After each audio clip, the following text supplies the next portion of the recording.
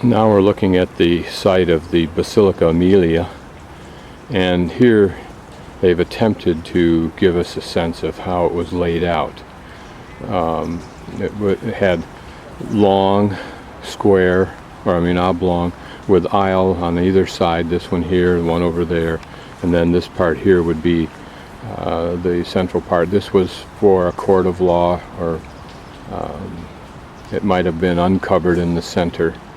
And again, this was the design used by Gothic and Renaissance churches from Spain to Italy to all of Europe. My guess is that these little pedestals that we see with a little bit of column on them may in fact be original. There's one there, and then down there a couple of ones. This one has an interesting little statue that still amazingly remains. A way to know without reading more extensively if this formed part of that basilica. Presumably it did, but I don't find any information on it. And of course, this government will give no information, no investment at all. They can avoid it. The goal is simply to strip all the funds it can from the tourists and put as little back into it as possible.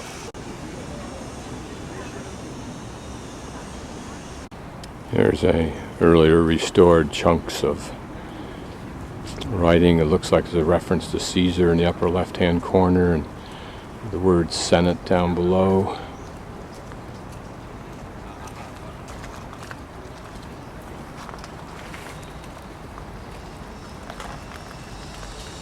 You can imagine that every great Roman name you ever heard walked through these columns. Walking down this walkway here, you can see obvious grooves, or at least, let's say, troughs in the road that look like they were either intentional or created from use. They remind me of the grooves that you'd see for water runoff in the Incas. They were clearly intentional and designed that way from the start.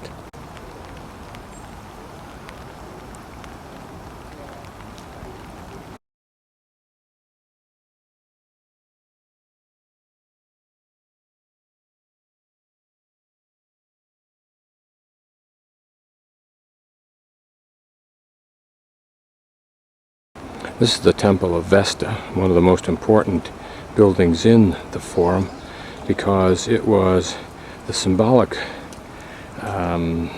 center of, if you will, the religion of it. It had a fire burning in it, represented the small huts that people lived in originally in Rome, and it was felt as long as the fire burned, Rome would stand.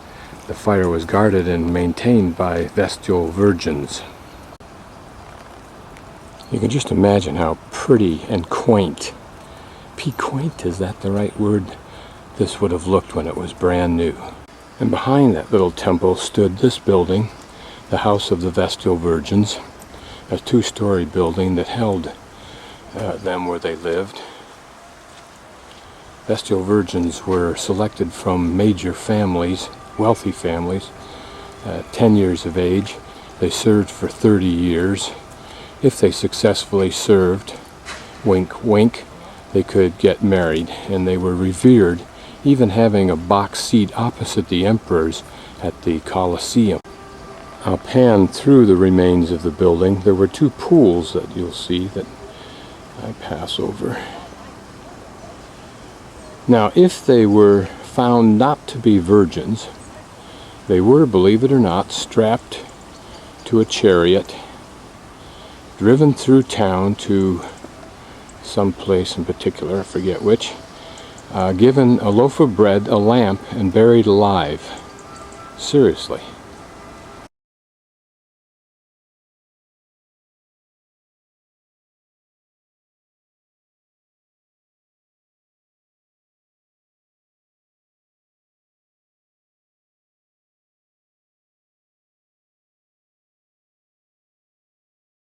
And behind this is the Palace of Caligula. Remember, each one was trying to grab a chunk of real estate, even if it meant destroying the history of those before them, and spend as much money as they could building the biggest thing they could. These people were as close to gods as you can get without being a pharaoh. Here we're looking at the backside of that Temple of Vesta, and presumably these rocks here give further definition to its original outline. But imagine how pretty that would have looked. It reminds me of whatever the small building is. I can't remember what it is. I think it's up on the Parthenon in Greece. It has those beautiful statues of the women, but it's a small temple. The rain has stopped for a few minutes.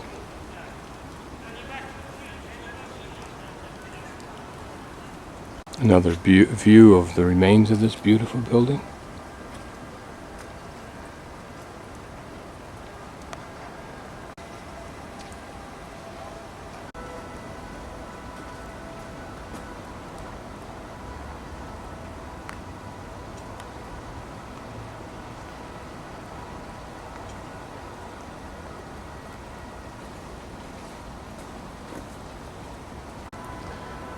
We have just walked through this area here, which appears to be very original.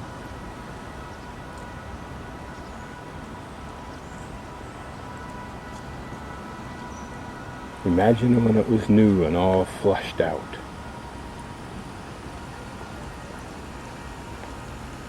Now we're going to walk back across the temple of Julius Caesar and go over here to the Curia.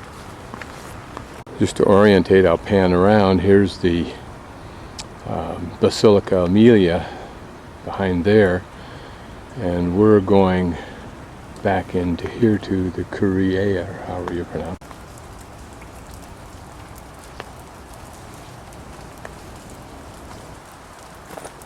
Over there lies the Curia. It's blocked off apparently. So in addition to putting nothing into this resource, they even sequester more of it away from the public's view. You gotta admire the corrupt mindset of these bureaucrats. The cynicism is overwhelming.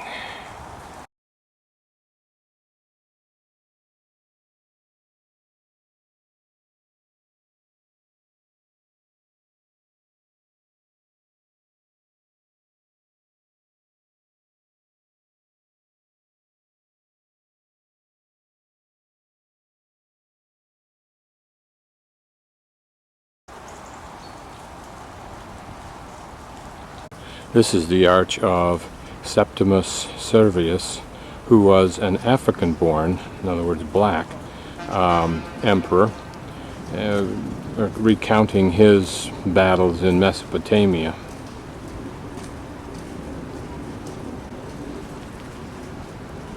And over here to the left we'll look for the rostrum, or the rostra.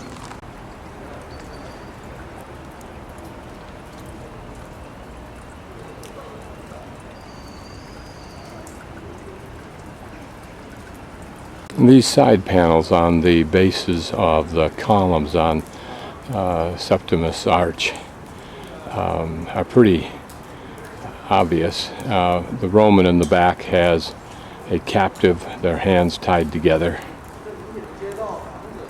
Probably to an archaeologist, the garb that the slave is wearing would identify him. It has the look of what I think I saw, a Dacian, but the Dacians were not Mesopotamians. So I don't know. I can't read a story into this, but notice the distinctive cap.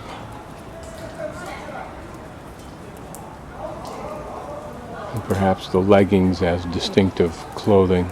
We can only imagine what kind of sculptural graffiti or plaques or whatever were embedded on these walls.